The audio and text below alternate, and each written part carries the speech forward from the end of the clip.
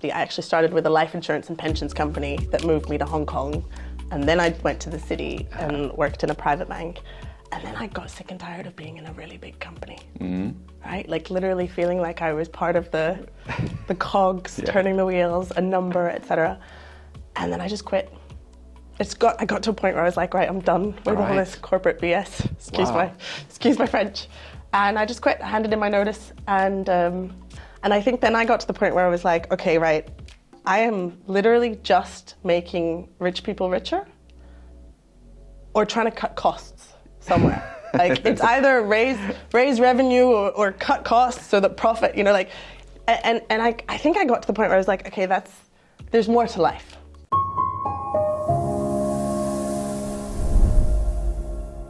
Liz, it's great to have you with us. Thank you very much for joining us. No, thank you for having me. All right, just before we start, for those who haven't had the pleasure of meeting you, please tell us briefly who you are and what you do. So I'm Liz Prager, and I am at the moment co-founder of Aila Money. Aila Money. All right, tell us about Aila Money. What does it do? What's its core value proposition, and what problem is it solving in the market? So Aila Money, I guess the problem that it's trying to solve, let's go there first because then I'll tell you about the solution, is really about looking at the financial guidance gap and the financial advice gap. What do we think that is? It is essentially a mix of education, then the helping hand of somebody telling you what you need to do, and then the actual sort of advice that you need. The gap has been quantified at people losing out on about 400,000 Danish crowns every 10 years by not getting financial advice, right? Okay. But I think that the key thing that we're trying to really sort of look at in that is to say, even once you've got the education, even if you're getting the advice, there's still this thing in you that goes, I know I need to do this, and something's stopping me, right? Like, I'm not moving into action. So this is where Aila comes in. Aila essentially is the sort of the vision for the product is to really connect your long-term financial goals, your life goals, and help you translate them and help you sort of do behaviors and little actions every day so you can meet them. Right. Right? So let me give you some concrete examples. That's probably helpful, right? Yes, please. Hey, I noticed you're at the bar again on a Friday night, and you have once again spent 1,500 crowns, let's say. That's quite a lot, right? And you'd actually told me the week before that you wanted to shrink that because you want to save for your house. Yeah. So I will point that out to you and say, really? You think this is a good thing to continue doing? You had set the intention of stopping that behavior. Yeah. So let's sort of go back and say, no, let's point it out to you and say, that's probably something you don't want to be doing. Right. So these are all the little nudges on the way that you might want to get. Does that make sense? Yeah, it makes a lot of sense. But let me double click on the problem. So, please. So there's an education gap. The vast majority of Europeans, I think it's 80% of them are financially illiterate. So there's an education gap. 100%. Now, bridging that education gap, there's still a behavioral component. So with education, there's research you'll have to look up. Sorry, who did it? But some smart person in the US went and looked and said, even if you increase financial education, right, it's like 0.001 that change that education and move it into action. Right, okay. It's a tiny component. Nothing, It's really nothing. Yeah. So I think financial education is a big part of it, but it's more than that. What Aila's trying to do is really say, and how can we make this not overwhelming? How can we make this more than education? How can we make this personal, right? So if you look at behavioral economics, and by all means, you know lots about this too, there's an array of problems here, right? The first one is we really are not very good at thinking about our future long-term selves. We really love instant gratification, right? So I am gonna do everything that I want right now versus doing the things that I know I should be doing, right? Yeah. And that's what Aila's trying to do by connecting your life goals, right, with your current behaviors. Right. I think the other thing from a behavioral economics perspective is, there's so many of them, is that we do have this sort of intention-action gap, right? So we sit there and we have all of these intentions, but we need little mechanisms to remind ourselves, okay, right, let's keep doing this. And that might be, little incentives, like actually setting time aside in your calendar to do this, being reminded to do it. Feeling not overwhelmed with the information, so being able to go at your own pace. The third thing is things like, gamification, right? Getting rewards for things, etc. So we're really trying to connect and embed some of these behavioral economics nudging, right? Making behavior choice architecture a bit easier, right? Right. So I find this really interesting because you're combining the finance element with the behavioral economics element and the technology. So presumably you're using technology to automate the nudging. Yes. So essentially, let's go back. You asked me right at the beginning, what is Aila's solution? Aila is a digital assistant, right? There's multiple layers to the solution, but at its core, Aila is a digital assistant that, like I said, pulls in your information from open banking and open finance, calculates what asks you and calculates what your long-term life goals are, and then sends you personalized prompts on a daily basis, every 2-day basis. You sort of choose the rhythm, but it is frequent. It's not once a year, right? Right. To remind you that these were your goals and these are the actions that you can take, right? So that's the digital assistant, and that's where we use all the nudging. We do have a human component because we did look at this and go, we don't think everybody is going to work solely with a bot, right? There are certain problems where actually there's certain types of people and there's certain types of problems where frankly you just want to talk to somebody, right? And so we have a layer of human coaches. They're accredited financial planners and financial coaches. So they understand finance, but they also have had a coaching education, so they can help you with some of those, making a plan, holding you to account, working through some of those, I think you might call them money mindsets, right? So there's all this psychology around money, loss aversion, which is I'm more scared of losing than I am, or we estimate that our losses are much bigger, we feel that they're much bigger versus the gain, right? And there's all these other biases and mindset things that hold us back. And that's where we think the human element comes in, because you do need to have that sort of human touch sometimes. And then there's certain situations in your financial life where frankly, you need an advisor. Right? So let's just use a couple of examples.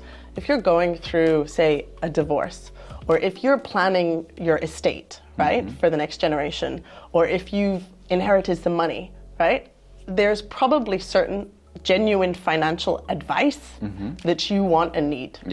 Right? That might be legal, it might be tax, it might be wealth management, it might be all that. So we also have a layer of advisors, right, for those specific moments. The interesting thing is the digital assistant points out to you when you might want to speak to a coach and when you might want to speak out to an advisor. Wow, okay. Right? So it sort of tries to connect the 3 layers together. And then the long-term vision, and we're very early on in our journey, is that we also have investments on the platform. Right? So that you can actually sort of, from start to finish, really start your journey and also invest on the platform. Because if you think our initial problem, most people start with a net wealth that is here, and when they start to do their life calculations, they're here. The thing that's going to make it grow from there to there is not your salary. And it's not putting it in a savings account. It has to be some investment of some sort. It's got to be some sort of investment, exactly. Wow, okay, that's really fascinating. I love the concept, I love the idea. I myself see myself as a potential customer of Aila Money. What's your business model? So this is a great question. B2C at the moment is what we're going. However, we are also exploring B2B2C. So what does that mean for people who perhaps don't know that? B2C is direct to the consumer, where essentially the digital assistant is a subscription fee. Right? And the coaching and the advisors, well, the coaches incur a cost. Right? If you pay a subscription, you get a discount in the sort of per session cost. And for the advisors, it's referral fees into us. Right? If and when we get investments, as in on the platform, it's likely that the subscription fee might fall away because of the AUM charges. Right? A B2B2C, which is something that we're exploring at the moment, is to say, could this digital assistant and the coaching layer be of interest to certain financial institutions who perhaps either already have the product themselves and are looking for ways to engage with the next generation or people who are more digitally savvy, or frankly, just looking for a different way to engage, right? So a pension company might be a great example, right? Protection, so critical illness, etc. You have that until such time where you don't work, right? and that's probably when you need it most. Yeah. Right? So critical illness, etc. Another kind of provider is, wealth managers, independent financial advisors, even banks could be interested in this, right? And so that would be a white label SaaS solution. Right. Okay. And now my next question to you is, why did you choose to focus on this problem? Okay. Can I tell you a story? Please do. So my co-founder and I have been, I would say, friends since university, but that's a slight lie. We have a mutual best friend who we both knew from university, and we actually organized her hen night together, and never met until the wedding because we were living in different continents, etc. And just for context, this is Warwick we're talking about. We're talking about Warwick University. We're all ex-alumni of Warwick. Yeah, we're both Warwick alumni. We are both Warwick alumni, as is my co-founder, exactly, as is our mutual best friend. Okay. And then we both worked in finance and in the city, so in London, and became really good friends, right? And over time, our friendship grew, and we were two people, or two women, who, frankly, were having conversations about, here's what I'm doing with my money, what are you doing, right? And then we used to have conversations and be like, do your friends come to you and ask you not what they're doing, but what should I do? Yeah. Right? And we were both like, yeah. And my co-founder would say, she's not even the person, she'd go to people proactively and be like, it is the end of the tax year. Fill up your, Aktiespaarkonto equivalent in the UK, right? She'd sort of go, come on guys, go. Yeah. Because really we were seeing this lack of knowledge, and we were then seeing this intention action gap, right? To go, even when you know it, you're not doing something about it. Right. Right? Yes. And we've been friends for a while, and we talked, and eventually we said, right, there is no more coffee. There's not enough coffees and wines and dinners, because we'll be too caffeinated, too drunk, and too full, kind of, before for us to be the solution to this problem. Right. Right? So we have to find something else. And then we did lots of research, right? We literally put our university hats back on and started doing lots of reading, right? Okay. Of not just what are the problems, right? So industry papers quantifying some of this, right? So the 0.01 financial education but also looking at some of the big gaps that are out there, right? Or the numbers. So things like 47% in the UK, 47% of people in the UK aren't comfortable investing. Among women, that rises to 75%. Financial stress has been growing. Financial well-being is becoming much more of a topic. Etc. Like so much, right? And I guess we then were like, let's look at the competition. That's the other thing you have to do, right? And we looked, and there's some amazing companies out there doing some really great work. But we found that many of them were either focusing on the education piece, right? Or they were doing the advice piece and the investing piece. But there's very few that really are doing this sort of digitizing, this nudging around current situation with a holistic view of you, right? And then trying to apply these little prompts as you go, and have both that digital and that human layer, right? And so we sort of thought, okay, right, that's our niche. That's what we're going to try. And that's what we've been testing. That's a fantastic story. Yeah. All right. So far, so good. Very inspiring. Okay, so tell me a little bit. What stage are you in the development of Aila? When can people start trying it? Yeah. So we're experimenting. We are proper entrepreneurs. That sounds so funny, but we have an MVP. Right, which is literally about as MVP as you could possibly get. It is a type form connected to WhatsApp messages. Yeah. Right, with a human layer of coaches and advisors that are there, so people can sign up to that beta version. It's available on our website, and then you will start receiving WhatsApp texts. Right, and the more information people choose to give us, the more personalized the prompts become. Right, but they are very much a mix of, like, here's some things I noticed. Yes. Here's the calculations of your life goals, and let's start connecting the two. And then, did you know X, or have you done Y, or I recommend considering this? Would you like, etc. Right? So all of that is all there. It's an MVP.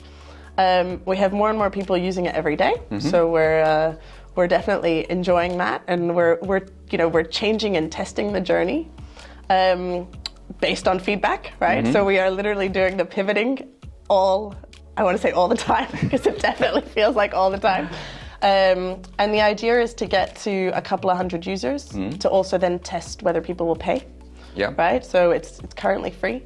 And take everything that we've got there really as a sort of honed solution to sort of prove that what we're trying to do actually works to investors. Right. Okay, so you're actively seeking out for investors. We will be, yeah. Right. Now, I'd love to hear what's your vision for Aila Money. Yeah. So our vision, in a nutshell, I think, is to help people get the financial guidance they need to realize their life goals financially. Right? It's I don't want to say as simple as that, but it's that, right? Yeah. It's helping people do that. It's very, very nicely and very concisely expressed, but of course there's an enormous complexity behind it in achieving that, right? Yeah. And I think it's also complexity for people, and it's a really hard promise, because when people talk to us, right, when people are engaging with the beta version already, they're like, wow, you're asking me questions about planning my life? This is amazing. I haven't even thought about this. Right.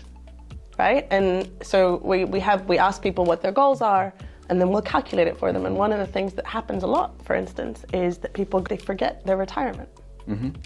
Right? And so it's our responsibility to remind them that this might not be your life goal, but it's gonna happen. Yeah.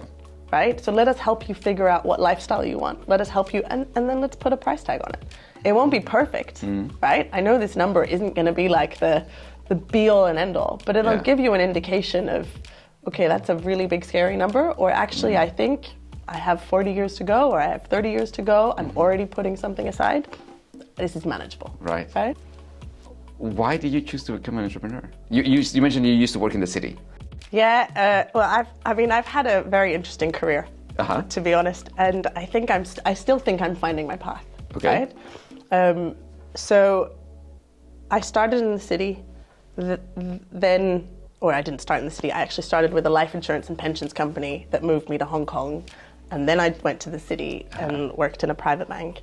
And then I got sick and tired of being in a really big company, right? Like literally feeling like I was part of the cogs, turning the wheels, a number, etc.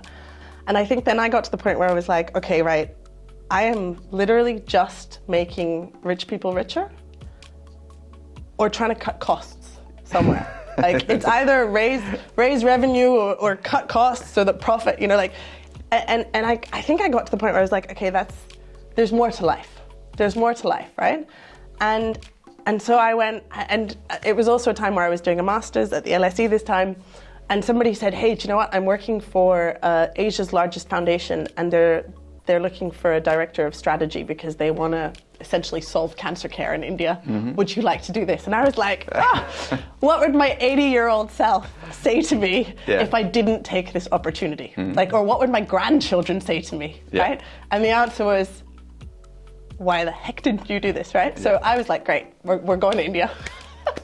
So I upped and left to India, and you know what? The really interesting thing there was, it was a problem that hadn't been solved, right? And I really liked that. So it was like, this is a problem that nobody's worked on before, right? And that I think caught my interest, and it was it then sort of took me to a place where I was like, okay, right. I want to work more on really these tough challenges, not just the revenue and the cost of this. So yeah, I don't know. That's how I draw the red thread. All right. So tell me, what was it? What were perhaps some of the fears that you had to overcome at the very beginning when becoming an entrepreneur? I think it was a very bold move to just leave your job, but I guess you have had already experience of leaving what could presumably be a lucrative job to go do something that you were passionate about. What are the fears that you had to overcome along the way? Do you know what? I think it was, sure, there was the risk, right? And the oh my God, I'm not going to have an income, and how are we going to make financial ends meet, and all of this, and then there was and what if I fail? Like, what if I have to stand up in 2 or 3 years and go, well, that didn't work, right? But then I read a book, I think it was sort of 2 Christmases ago, called, and I'm going to get it wrong, so maybe fact check this, I think it was 4,000 Weeks. Okay. And 4,000 weeks is our life, right? So average age, whatever. And the guy started the book going, not quite, but when you're reading this, you're likely to be halfway through. You only have one shot. Like literally, that was pretty much his message. And he was a big productivity advocate. And he was like, frankly, it's not about productivity. It's about enjoying the journey, right? So figure out what journey you want. And if that's your journey, just go for it, right? And for me, that was a moment where I was like, okay, right, actually, that I can sign up to. If I'm learning something every day, if I'm developing, if I'm, doing something that makes me want to go to work every morning, that I feel like I'm leaving the world in a better place, then what could be wrong? Then I can stand up and go, okay, right, I screwed up potentially in a couple of years. Or I can say, okay, right, finances didn't work out so great. Right, okay. And so in this journey, how do you keep yourself motivated? Whoa, great question. How do I keep myself motivated? It's really good having a co-founder. I'm really thankful because it's sort of, the highs are high when you're an entrepreneur and the lows are low, right? And having somebody there to bounce off of, and sometimes you're having the high and they're having the low, and that's really good, right? And it really helps that Nithika and I are such good friends, right? And we had some really honest, well, we continue to have, but when we started, we had some really open and honest conversations about how, we're friends and we're now doing this. How's that going to work? So having a co-founder is definitely one. I think the other thing is, frankly, customer feedback, right? Like even on our beta version, we get people engaging with us. We get people saying thanks. I sat at somebody's baptism the other day, their son's baptism, and she was, she introduced everybody in the room, and then she said something so nice about Aila, and I was just sat there going, wow, okay, right, that's super cool, right? Right. So those are the moments where you're like, actually, I am making a difference. And there's the other thing that we're actually seeing, right? The other thing is that we are seeing people on our beta version changing their financial behaviors. Right. Which is super cool. Yeah. Right? We are seeing people who are saying, hey, I've opened an investment account. Hey, I've taken that money out of my current account and I've moved it into something else. Hey, I've had a kid and I've set up a burner opsparing. I didn't even know it existed before, right? And this baptism was a great example. She actually asked, please give me money so I can put it into the burner opsparing, right? Because, and that's the story that she told. Yeah. So. And then what would you say has been the most impactful lesson that you've learned so far? Entrepreneur. I'll give you a personal one, and then I'll give you a professional one first, and then I'll give you a personal one. Professionally, one of the biggest lessons, and this is, mind you, we haven't started investing yet, is really managing, I think, your own expectations and those of other people. Right? So we're very good at sort of overcommitting, both to ourselves and to everybody else, right? So trying to do way more than we possibly can in the amount of time. So really being clear, okay, this can be done, and this can be done really, really well, and this can't, right? So we took a really long time taking our MVP from what we wanted it to be to what it is. Okay. Right? And we thought really long and hard, what are the hypotheses we want to test? What is it that we're trying to get out of this, etc. Right? And we keep going back to that.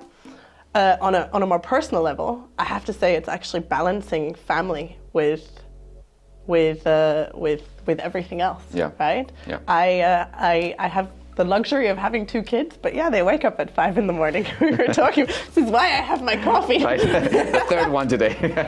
Yeah, second.